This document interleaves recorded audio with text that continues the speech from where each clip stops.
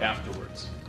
What the military didn't do was tell the soldiers that the ammunition used by our airplanes and our tanks during the Gulf War was made out of this highly toxic radioactive substance. And because we didn't know about the radioactive waste being used as ammunition, people were just picking up things in the desert, whatever they could find as a war trophy. And I think that if they would have known, they would have never touched it.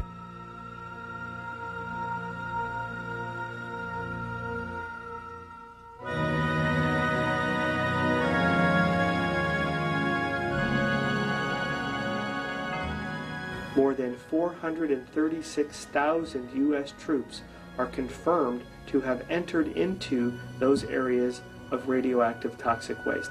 And sadly, some soldiers camped in areas contaminated by depleted uranium, radioactive toxic waste for up to 2 months without any idea, without any warning at all.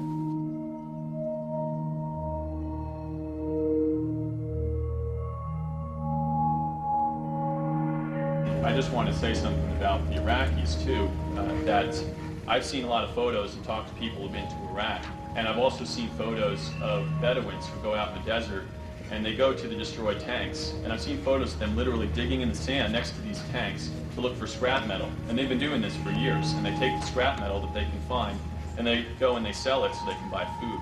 This is the situation in Iraq.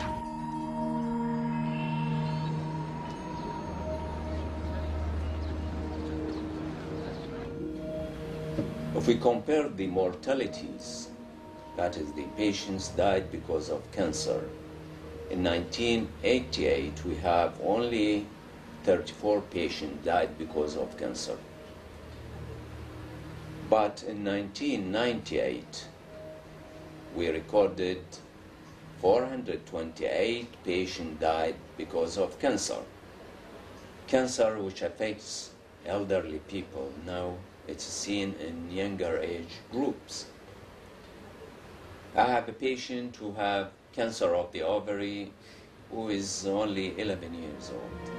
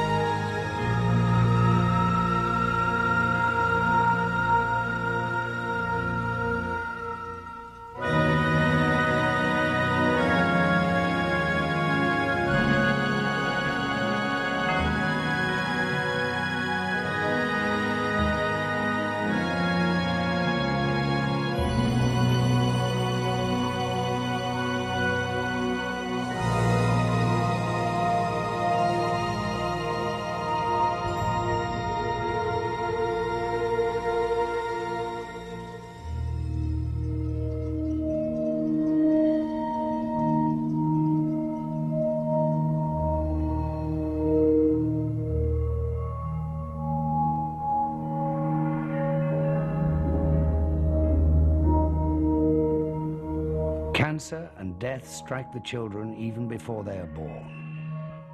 At the Children's Hospital, malformed babies happen at the frightening rate of 1 or 2 a day.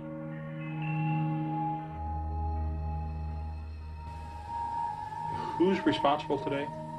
That the highest levels where the United States made the decision to produce and use uranium-238, otherwise known as depleted uranium munitions in combat. The Department of Energy is in charge of maintaining the stockpile of depleted uranium in this country, which we have about 1.5 billion pounds. Basically what they want to do is recycle it so that they don't have to hold it anymore. It's just going to go to defense industry to be used in ammunition. The Pentagon has good reasons to deny the toxicity of uranium waste and the contamination of both the local populations and the Allied forces. They cannot admit that today many of us are sick, that Iraqis are sick. This is all about 2 things. liability and dollars to clean up the mess that was created around the world. Medical tests and treatments have been delayed or denied to most Gulf War veterans in an effort to evade both moral responsibility and health care costs. The Army spent 3 years trying to discharge me with no pension.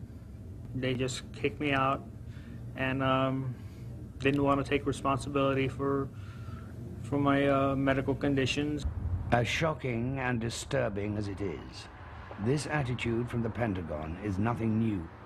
The use of radioactive toxic waste, called depleted uranium, by the military is another sad chapter in a long and tortured history of the United States military. During World War II and shortly afterward, hundreds of U.S. soldiers were told to stand outside and witness atomic bomb blasts.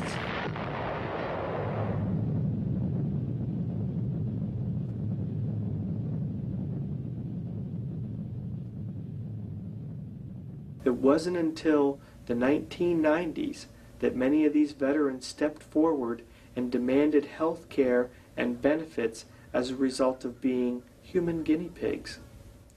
During the 1960s and 70s, the United States military used a defoliant called Agent Orange that contains the deadly cancer-causing agent dioxin. This Agent Orange was sprayed on trees and shrubs in Vietnam in order to destroy all the foliage. The debate went on for Agent Orange for years, that the Pentagon was saying no one was exposed to enough to cause any health problems. And we're in the same boat now with depleted uranium. The amount of lies told by the U.S. government on this issue are so spectacular as to be mind-boggling.